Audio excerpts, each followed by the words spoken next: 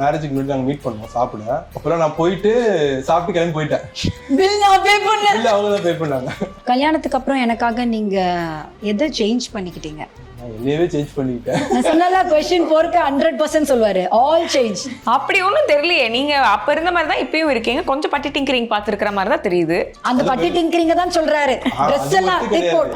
அதான் சொல்ல என்டையரா ஒரு கேரக்டர்னு ஒரு தெரிந்தது. அவன் இப்போ போய் யாராவது ஊர்ல போய் கேளுங்க, இப்படி ஒருத்தர் இருந்தானே யாருக்குமே தெரியாது. என்ன முக்கியமான சொல்லிட்டா, என் அப்பா கிட்டயே ஒரு வேர்டு பேசுறவரு இன்டர்வியூ கொடுக்குறாரு. அதான் பெரிய என் அப்பா கிட்டே மாமா வந்துட்டீங்களா, ஓகே அவ்வளவுதான். மேரேஜுக்கு முன்னாடி நாங்கள் மீட் பண்ணோம் சாப்பிட. அப்புறம் நான் போயிட்டு சாப்பிட்டு கிளம்பி போயிட்டேன். பில் நான் பே பண்ணேன். இல்லை அவங்க தான் பே பண்ணாங்க. ஓகே.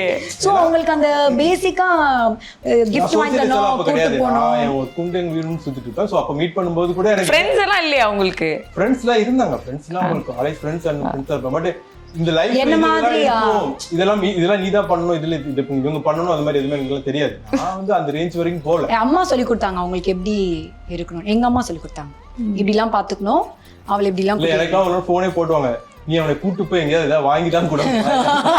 அவளை வெளியில தான் கூட்டிட்டு போய் விட்டு கொடுத்துருக்காங்க. எப்பதான் கூட பேசுறது அப்படி சொல்லுவாங்க அம்மா.